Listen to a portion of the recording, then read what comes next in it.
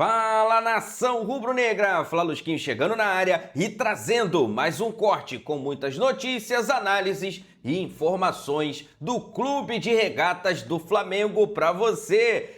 Galera, tá chegando a hora, hein? Sextou, véspera de final, véspera de decisão e o coração, o coração tá batendo forte, tá batendo a milhão. Isso porque teremos a grande finalíssima entre Flamengo e Palmeiras, direto de Lima, ali no estádio, do Universitário. Vou falar para vocês, nem estou conseguindo dormir, porque, meus amigos, estou sonhando com esse tetracampeonato de Libertadores. Vamos aqui acompanhar o que a imprensa está repercutindo e falando sobre Flamengo e também sobre o Palmeiras. Falando inclusive sobre a reestruturação desses dois times. Flamengo que tinha ali muitas dívidas, era um clube que precisou cortar na carne para chegar onde chegou. O Palmeiras teve ali algumas pessoas de boa influência injetando dinheiro no clube, fazendo boa administração. Então, eles acabaram falando também um pouco sobre essa reestruturação de Flamengo e Palmeiras e, logicamente, analisando esse confronto entre Flamengo e Palmeiras na final da Conmebol Libertadores, valendo o tetracampeonato. Aproveita,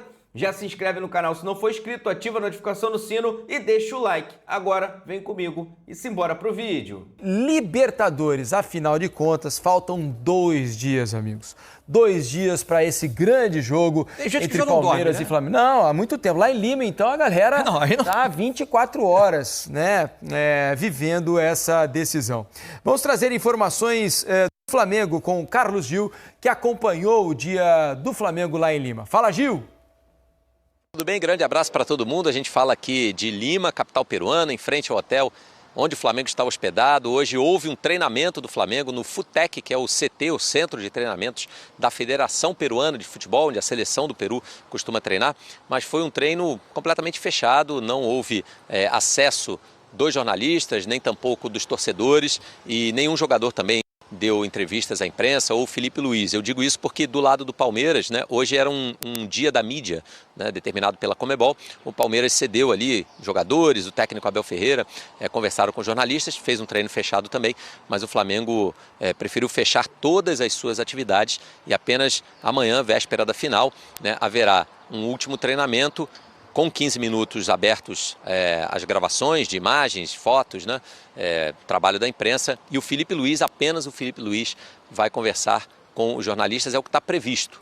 Pode ser que talvez algum jogador também venha conversar, mas a previsão, pelo menos momentânea, é de que somente o treinador rubro-negro fale com os jornalistas. Hoje o treinamento aconteceu na parte da tarde, e antes da saída do ônibus, ou no momento em que o ônibus deixava aqui o hotel onde o Flamengo está hospedado, no bairro de Miraflores, que é uma região nobre aqui da capital peruana, havia uma grande concentração de torcedores em frente ao hotel. Aliás, essa é uma região muito turística, tem muitos hotéis, muitos apartamentos de temporada, então grande parte dos torcedores do Flamengo, que puderam vir a Lima e compraram seus pacotes turísticos e estão aqui na cidade nesse momento, também estão hospedados num raio muito próximo. Então esse deslocamento de torcedores para ter o contato com os jogadores, com a delegação, não é difícil, uma caminhada ou um táxi aqui próximo, tudo se resolve, é uma região de muitos bares, restaurantes, shopping center, então fica tudo muito concentrado numa cidade em que o trânsito é muito complicado, então os deslocamentos por Lima, quando você tem que ir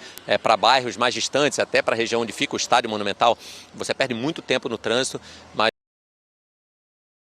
porque é uma região onde realmente se concentram todos os turistas, Então houve ali um contato dos torcedores com os jogadores. O Bruno Henrique, por exemplo, foi um jogador que tem sido muito solícito, Ontem à noite, quando o time chegou, ele tirou fotos, ele deu autógrafos. Hoje, na saída para o treino, também o Bruno Henrique, que vive um momento muito bom, voltou a ter um momento muito bom no Flamengo, 6 gols nos últimos 6 jogos, fez aquele gol já nos minutos finais, já nos acréscimos contra o Atlético Mineiro, garantindo um empate do Flamengo em Belo Horizonte na última rodada aí do Campeonato Brasileiro. E o Bruno Henrique deve ser confirmado como titular nessa decisão, já que o Pedro está machucado, está fora, o Gonçalo Plata também suspenso, não pode jogar.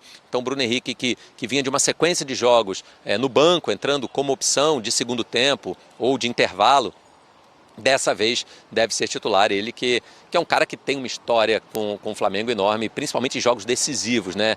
Pode-se dizer até que é um talismã de jogos decisivos e é ao lado do Arrascaeta, né? Eles são os únicos remanescentes do título do Flamengo conquistado aqui em 2019. Felipe Luiz era jogador naquela época, hoje é treinador. São esses 3 jogadores que vivenciaram essa grande emoção, né, do Flamengo aqui em Lima em 2019 contra o River Plate. Depois o Flamengo ganha 22 contra o Atlético Paranaense e agora, assim como o Palmeiras, luta pelo tetracampeonato. Falei do Bruno Arrascaeta, claro, vai ser titular, é o artilheiro do Flamengo na temporada, vive um momento esplendoroso.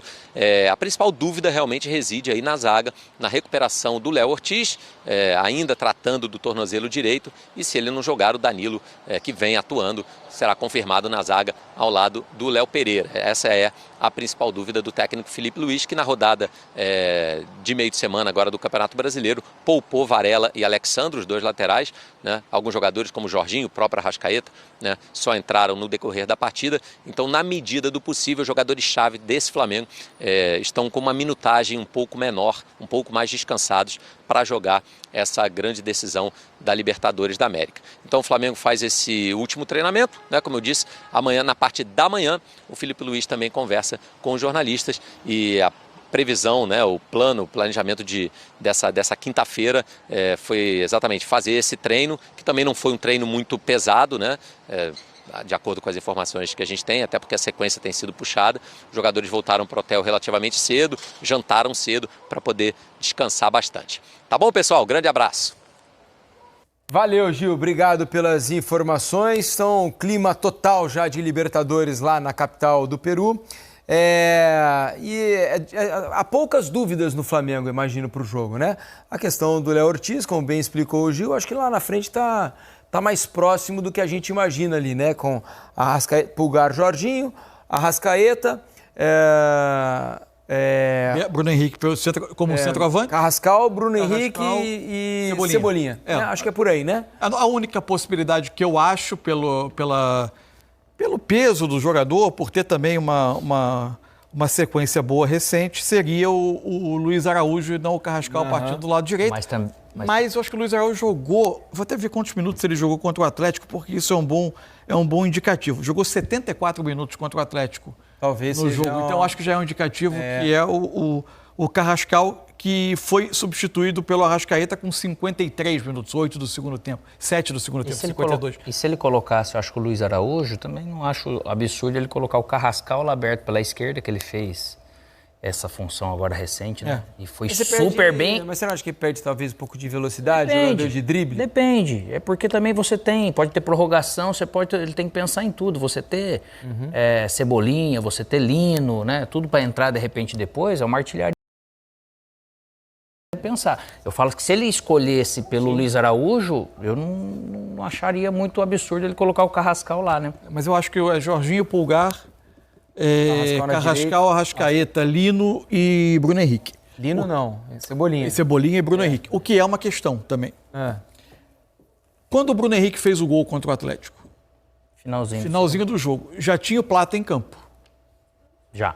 Né? Ainda que no lugar do Luiz Araújo, mas é um jogador que faz o movimento para ocupar muitas vezes o centro do ataque. E o Bruno Henrique faz o movimento, vamos dizer, de uma meia esquerda para dentro, atacando a área. O grande jogo que ele fez contra o Sport, recentemente, no Maracanã, em que ele faz 2 gols, tem uma ótima partida, é também buscando essa meia esquerda, de onde ele tem um espaço para correr e atacar a área.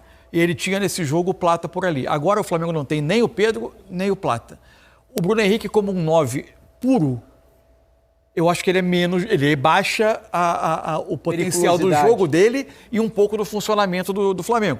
O Felipe vai precisar encontrar algum mecanismo que faça o Bruno Henrique sair um pouquinho dessa posição de um 9 muito fixo para tentar ter esses movimentos em que ele joga melhor. Esse é um desafio do Felipe para esse jogo, porque como um 9 de referência, recebendo muitas vezes de costas e tal, ele não vai, para mim ele rende um pouco menos. Muda também a forma de defender do Palmeiras. Esse é um assunto que a gente pode até depois discutir amanhã.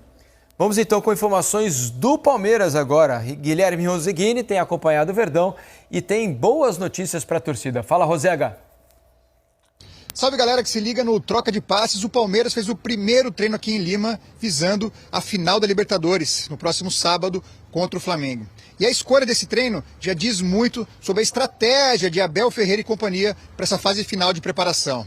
O treino aconteceu aqui, no estádio do Alianza Lima. Esse não é o palco da grande decisão, que vai ser lá no estádio Monumental. Só que esse estádio aqui fica bem mais próximo do hotel onde o Palmeiras está hospedado. Mais ou menos 15 minutos de deslocamento. Para chegar até o Monumental, a equipe levaria mais ou menos 50 minutos. Nesse momento, o Palmeiras acredita que é muito mais importante preservar os atletas, fazer com que os atletas tenham mais tempo de descanso. O Palmeiras não vence há 5 jogos no Campeonato Brasileiro e a avaliação da comissão técnica é que o grupo cansou por causa de uma temporada muito extensa de jogos. O Abel Ferreira então optou por fazer treinos aqui, mais perto, para os jogadores voltarem mais rápido para o hotel e poderem descansar. O Palmeiras conhece bem já o estádio da final, jogou lá em agosto pelas oitavas de final da própria Libertadores, uma vitória de 4-0 sobre o Universitário aqui do Peru. Portanto, não precisa de adaptação ao gramado e ao local. Antes desse treino, o Abel Ferreira conversou um pouquinho com a nossa equipe, confirmou pela primeira vez que vai sim ficar no Palmeiras na próxima temporada, disse que a palavra dele vale mais do que uma assinatura do papel. E contou também que está fazendo com que os atletas se divirtam mais, relaxem um pouquinho mais, curtam o momento antes da grande decisão. Nas palavras dele, no sábado somos nós contra eles, mas é preciso apreciar esse momento, curtir esse momento. A final é no próximo sábado, 18 horas, horário de Brasília. Eu volto com vocês. Valeu, Guilherme Roseguini, com as informações do Palmeiras. Boa notícia, então, para pelo menos parte da torcida, né? Porque tem uma parte... Para a parte sensata? Tem uma parte da torcida do Palmeiras que, por incrível que pareça, quer que o Abel vá embora. É inacreditável, mas tem gente que quer isso. Canção. É isso. Eu acho que os caras cansaram de ganhar, porque não é possível, deve ser isso. Então, mas a boa notícia para a parte que eu imagino mais sensata da torcida é que o Abel deve continuar no Palmeiras em 2026. E olha, Mansur e Alex, a presidente do Palmeiras, a Leila Pereira, ela com o Alencar e também com a setorista do GE. Globo, a Camila Alves, e confirmou também a presença do Abel Ferreira. Vamos ouvir. O que o Abel falou não é novidade para mim. Ele já tinha confirmado isso comigo e eu tenho uma profunda confiança no nosso treinador, no trabalho, todo esse tempo que ele está conosco. E isso para mim não é novidade. Eu já tinha conversado com ele e realmente eu acredito na palavra dele como ele acredita na minha.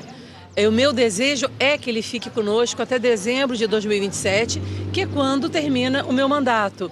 E eu não tomo decisões no Palmeiras de acordo com o resultado de jogo. Hipótese nenhuma, nunca. No sábado vai ser, sem dúvida nenhuma, o jogo mais importante dos últimos tempos, não é? Eu sempre falei com o Abel e com meus jogadores que eu tenho um grande desejo de ser campeã da Libertadores como presidente, que eu não fui ainda. O último, eu já era, tá, gente? Eu já tinha sido eleita, mas eu não tinha tomado posse, não é? Mas então, eu sempre falei com ele, para os meus jogadores, que é um desejo muito grande da presidente, que é uma conquista muito grande para todos nós, mas independentemente desse resultado, é o meu desejo que o Abel, a comissão técnica e nosso diretor de futebol continue conosco até dezembro de 2027. Eu acredito muito no trabalho da nossa comissão técnica, então, independentemente do que acontecer, nós seguiríamos juntos. E também nessa conversa, com a Camila, com a nossa equipe, e o Abel também fala dessa decisão de apostar tudo nessa competição. Claro que se referindo também ao Campeonato Brasileiro, que a fase não é das melhores, e a fala da presidente sempre muito corajosa, não terceirizando, não falando de nada disso. Agora, é uma decisão absolutamente alinhada, a sua percepção também para isso, para essa importância e para essas decisões tomadas, muito pensado para esse jogo de sábado, presidente? Olha, sem dúvida nenhuma, em virtude de todos os acontecimentos, o Campeonato Brasileiro, no fundo, a gente nunca desiste. Mas às vezes na vida da gente, a gente precisa optar por esse caminho ou por aquele caminho. Então, e na vida não tem ensaio, é ao vivo e a cores. Então você tem que decidir. Então, realmente, a decisão foi de descansar os jogadores, não é? Para que no sábado estejam descansados. Óbvio, a escalação é dele, a decisão é dele.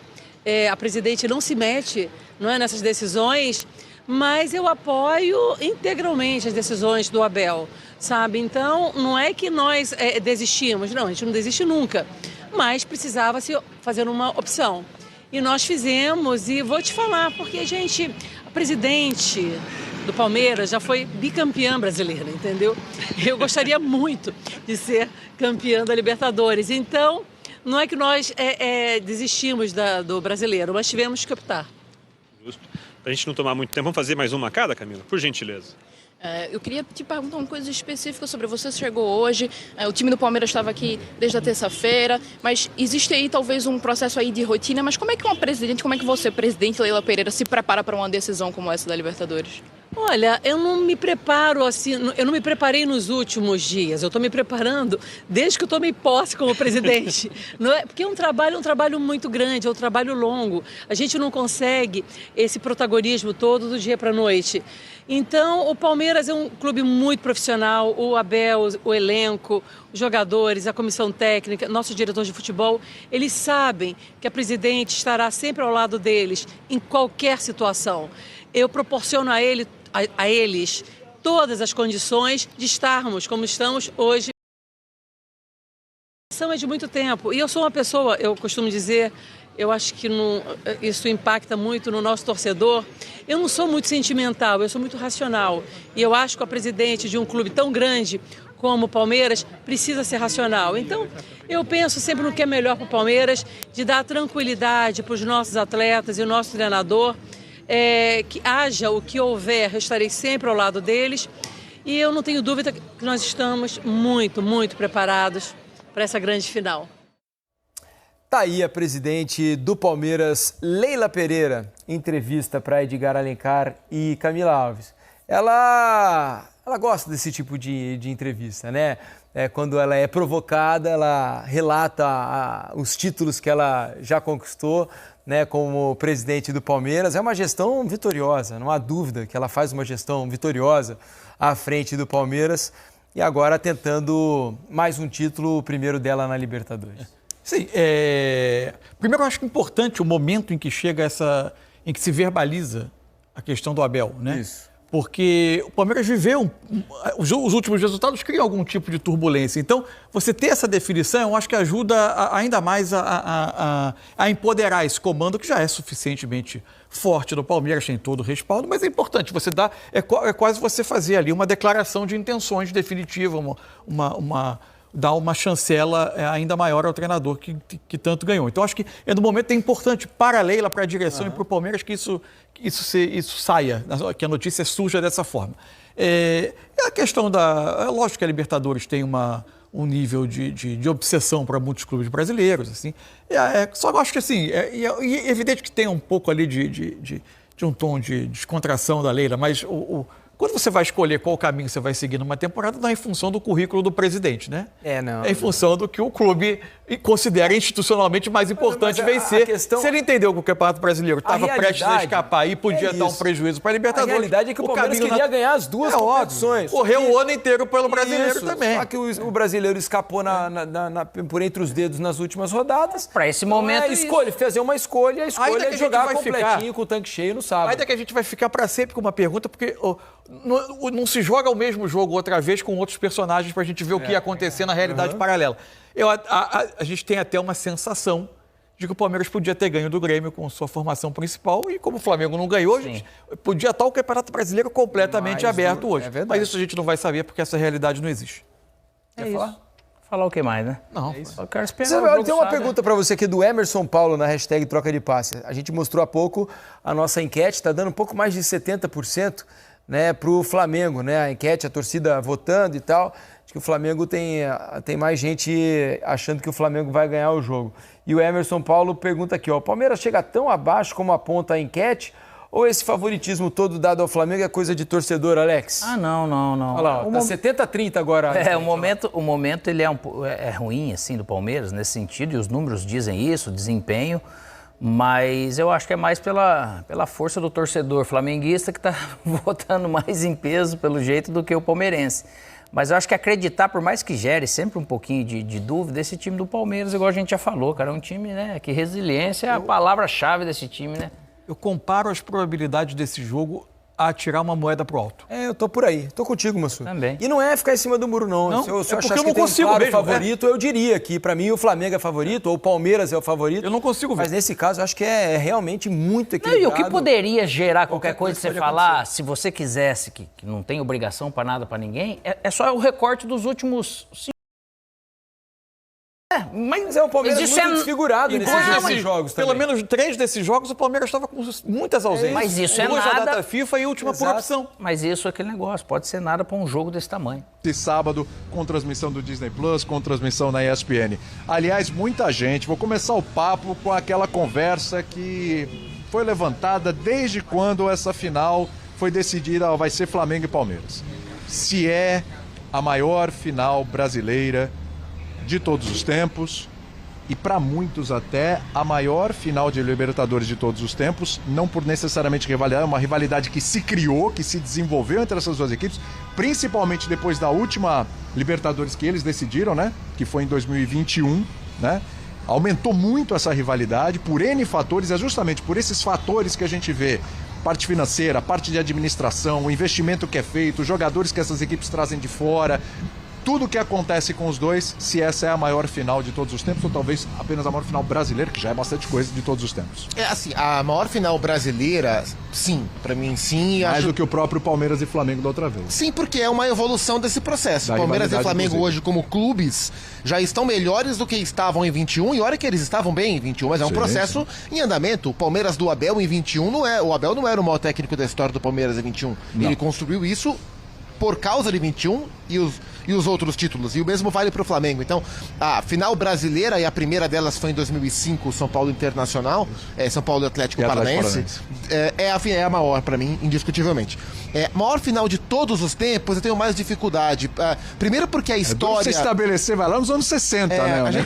A gente tem muitas vezes a mania de pegar o que está acontecendo agora e sempre tentar transformar na coisa mais épica do mundo. A Libertadores teve muitas finais impressionantes. Época do Pelé, época de Palmeiras e Boca na virada do milênio, Boca do Carlos Bianchi, a final do Bernabéu entre Boca e River pela grandeza do clássico.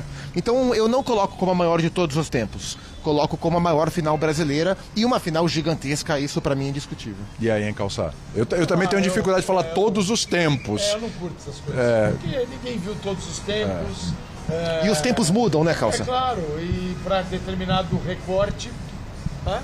Talvez tenha sido. Sim. Uma final com o Pelé, uma final ruim, não. Então é o seguinte, então eu tentei Vamos trocar, eu vou te ajudando. Pode até se livrar dele, Calçado, coloca ele ali atrás. Dá para colocar na mesinha aqui? Aqui, ó. Pronto. A gente vai improvisando aqui. Bora. Eu não gosto de ir por essa linha, a maior, porque a gente tá agora vivendo, daqui a pouco, ano que vem é a maior. Cara, é uma grande final. E ela é diferente porque a rivalidade aumentou. A rivalidade acontece entre clubes que estão naquele determinado momento, o recorte da história, lutando por títulos. Então, hoje é Palmeiras e Flamengo. Poderia, se amanhã não tiver o Palmeiras ou não tiver o Flamengo, tiver o Internacional. Aí vai se criar uma rivalidade. Então, a rivalidade se cria dessa forma. Além daquela rivalidade que tem no seu estado. Aí já é outra conversa. É do dia a dia, é a rivalidade da padaria, do botequim, é um outro ponto. Agora sim, é uma rivalidade porque eles estão lutando pelo mesmo espaço, as diretorias nem sempre colaboram, né? Piora a situação. Eu não gosto da troca de farpas de um lado e do outro, não acho legal, porque nem todo mundo sabe interpretar isso, nem todo mundo. Então, na hora que alguém sai do tom no meio da rua, resolve brigar, eu me pergunto até que ponto que está fora interferiu para chegar ali, naquela luta corporal ou na arquibancada. Então eu não gosto. Acho que futebol, na minha concepção, tem gente que acha que não. Aí cada um leva do seu jeito. Agradável, é um jogo e tem que levar a sério. Mas você não pode passar disso. E eles estão num grande momento falando dentro de campo. Inclusive, eu vejo que talvez Palmeiras e Flamengo têm uma responsabilidade grande no que está acontecendo no futebol brasileiro nesse momento, que é a divulgação de um fair play financeiro. Ele simplesmente apareceu. Ele ficou engavetado por anos na gaveta de vários presidentes da CBF. E agora ele sai da gaveta. Sai da gaveta porque o momento ajuda, sai da gaveta porque muita gente percebeu que se não tiver um controle, eles não vão conseguir correr atrás dos dois. E não é fazendo mais dívida, porque fazendo mais dívida, uma hora acaba. Acaba. É preciso ter um controle para tentar correr atrás de Palmeiras e Flamengo. Tentar chegar. Se vão chegar ou não, é outra conversa. Porque quem tiver que arrumar a casa vai precisar de alguns anos. E quem já está com a casa arrumada vai fazer a festa. Tem uma década de vantagem. Então, se a gente parar pra pensar, Zupa, até para passar para você, vamos lá. Esse trabalho no Flamengo, ele começa ali em 2013. Os dois trabalham, os dois trabalhos começam no mesmo ano. É isso aí, 2013. Paulo Nobre e Bandeira, os dois em 13. O Flamengo consegue ganhar uma Copa do Brasil ainda, com Hernani Brocador e tudo. Sim. O Palmeiras quase tem uma nova queda ali em 2014, consegue. E daí pra frente vem Copa do Brasil, vem títulos brasileiros e tudo.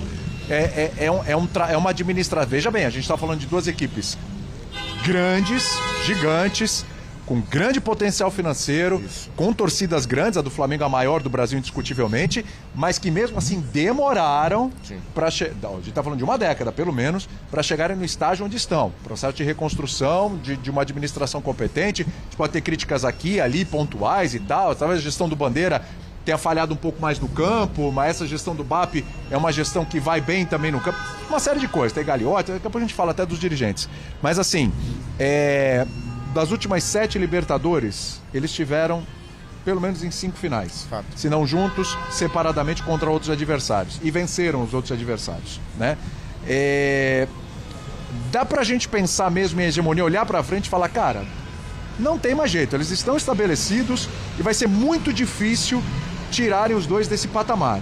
Os outros é que tem que trabalhar para colar? Com certeza. E esse é o desafio, falando de clubes brasileiros especificamente, esse é o desafio, porque essa hegemonia que eles criaram de estar pelo menos brigando por todos os títulos, ela diz sobre duas coisas. Ela diz sobre o trabalho feito por eles e pelo trabalho não feito dos outros. E aí criou-se essa distância.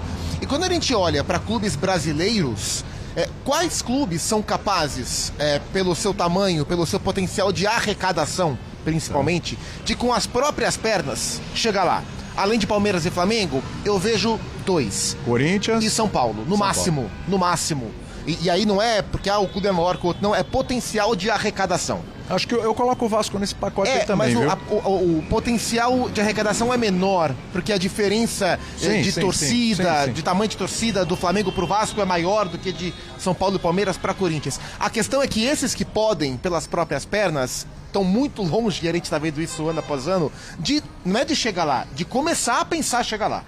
Os demais clubes não vão conseguir, pelas próprias pernas, chegar lá, e não é chegar lá para brigar por um ano. Botafogo fez isso por um ano, Fluminense fez isso por um ano, Galo quase fez isso por um ano. É chegar lá por década, o tempo inteiro. Os outros times ou viram SAF, boas SAFs, ou não vão conseguir chegar, porque a diferença de arrecadação é muito grande. A gente está falando de times que arrecadam mais de 1 bilhão por ano. Pode arrecadar menos, mas pode chegar lá. Então, ou os times se transformam em SAF bem geridas para chegar lá a longo prazo. Bom lembrar que esses dois não são SAFs, né? Exato. Nem Palmeiras nem Flamengo. Porque são os que conseguem chegar com as próprias pernas. E aqueles que podem chegar com as próprias pernas se reestruturem, caso de Corinthians e São Paulo, ou a gente vai viver o que a gente está vivendo agora, que é Palmeiras e Flamengo brigando para chegar e muitas vezes ganhando todos os anos, e de vez em quando alguém faz uma gracinha e volta. A realidade financeira, ela tá muito distante por questões administrativas. Isso para mim não tem como mudar no curto prazo. A gente tá falando de futebol brasileiro, né, Calçade? Mas assim, a gente pode expandir tranquilamente isso para América do Sul. Para Flamengo e Palmeiras hoje, por causa dessas administrações de uns anos para cá, o patamar dos dois mudou. O Palmeiras até 2020 tinha um título de Libertadores. Sim. Um título de Libertadores. O Flamengo não ganhava há 38 anos uma Libertadores. De repente eles começaram a emparelhar ali. Se não ganha, chega na final, bate na semifinal. O Flamengo teve eliminações em quartas de final, enfim, mas ali era uma questão, né, de escolha, de treinador, de elenco, ou como lidava com o futebol em si ali no campo e bola. Mas assim, eles estão lá. Então assim, a gente tá falando de Brasil, mas acho que na América do Sul a gente já está vendo essa hegemonia e que deve perdurar por muito tempo, senão definitivamente. A relação dos brasileiros na América do Sul é a mesma que a gente tem com os europeus no Brasil. de olhar e mirar algo que está muito longe. E a gente vê isso, os jornais falam isso aqui. Né? Quando você vai para a Argentina, você ouve isso também. E olha que é duro para o argentino falar isso. O argentino tem um outro patamar de futebol, de rivalidade, de títulos internacionais. Então, o argentino admitir que eles estão ficando para trás é muito duro. Isso nem se fala, então, você fala de Colômbia, Bolívia, Peru, Venezuela, Paraguai, Uruguai mesmo. Então, nós estamos mostrando isso na tabela de finais da Libertadores da América. São, com esse aqui, não, são 8 títulos brasileiros, últimas 10 edições, tendo um colombiano e um argentino. Então o Brasil agora vai chegar a 25 títulos, com 25 títulos da Argentina. Então, nesta última década, o futebol brasileiro se aproximou e vai passar. Não, 2019 para cá, né, Calçado? Só um parênteses. A gente teve 2 finais em que 2019 teve um argentino, o River Plate, e 2023, outro argentino, Boca. O resto, acabou. Exatamente. Então, assim, há uma disparidade, né, uma disparidade que ela é feita por irresponsabilidade também, de alguns clubes brasileiros, e pela responsabilidade de outros. Os dois caminhos levaram a uma diferença muito grande. Aqueles que gastam sem ter e aqueles que têm para gastar. E esses, então, aí é o caso específico de Palmeiras e de Flamengo. O Botafogo até o ano passado era uma outra história. Esse ano, você veja, o Textor sumiu, né, ele desapareceu um pouquinho. E o Botafogo tem aí trava uma batalha com a Eagle, que é a controladora do grupo, com o Textor. Então, o Botafogo passou a viver uma vida de SAF que o brasileiro não gosta e não tem motivo para gostar. Sim. Desse tipo de SAF, que um dia você está feliz, no outro você está pé da vida, que as coisas mudaram. Então também esse é um perigo que a gente tem, de levar a SAF para essa vala. SAF é só porcaria. Tem vários tipos de SAF. A única coisa é que o mais importante é que você tem uma configuração jurídica que te permite trabalhar direito, certo, e te cobra, tem governança, tem gestão. Quem não quer trabalhar assim, continua não trabalhando. Mas é importante entender. O futebol sul-americano ainda rejeita a SAF. Você vê na Argentina, a federação não quer, a maioria dos clubes não quer, a lei não e tá aprovada. O governo quer e o Verón quer, porque ele tem um dinheiro para colocar no Estudiantes e não pode. Mas aí eu pergunto, qual é a saída para o futebol argentino? Porque a economia de Brasil e Argentina, estou falando de países, economias, o Brasil é mais potente do que a Argentina. Então a Argentina está naturalmente atrás do Brasil, com menos dinheiro. A situação atual aumenta esse problema da Argentina. Sim. Tá bom, e aí? Vai ser só brasileiro na final e eles vão ficar com a Sul-Americana? Tá virando isso, né? Sul-Americana para os argentinos, Libertadores para os brasileiros. Porque na Sul-Americana eles conseguem competir, eles competem com os clubes menos organizados do Brasil. Exato. Aí vira o futebol dos anos 90, vira o futebol de antes. antes. Não é bom para ninguém. Não é bom para os argentinos, não é bom para os brasileiros. É difícil, se a gente tem dificuldade de arrumar casa no Brasil e agora parece que temos uma esperança, eu vou tratar como esperança, os outros países estão num atraso enorme. Então não sei como é que vai ser. Também não estou dizendo, olha, virem todos SAFs ou equivalentes que vocês vão melhorar. Não é isso. Mas é permitir que uma governança se instale e você não tenha, por exemplo, a AFA decidindo de um dia para o outro. Eu vou dar um título pro time do Di Maria. Di Maria, pois merece um título. Fez a melhor campanha, tá aqui um título. O treino de manhã foi adiado para tarde porque de manhã os dirigentes tinham que buscar um troféu. Cara, é loucura institucionalizada. Mas você quer me provar que a América do Sul vai sair desse impasse de ver brasileiros evoluindo com esse tipo de atitude? Eles não vão. Então é uma pena. Mas eu acho que fica muito chato se a gente só tiver brasileiro. E até, se a gente olhar, por exemplo, a própria classificação do Campeonato Brasileiro, você tira o Mirassol é um extraterrestre no futebol brasileiro esse ano, do Brasileirão, né? Você tem os 2 primeiros colocados, os bem organizados bilionários, Palmeiras e Flamengo, depois você tem os times que viraram SAF, Cruzeiro, Botafogo e Bahia.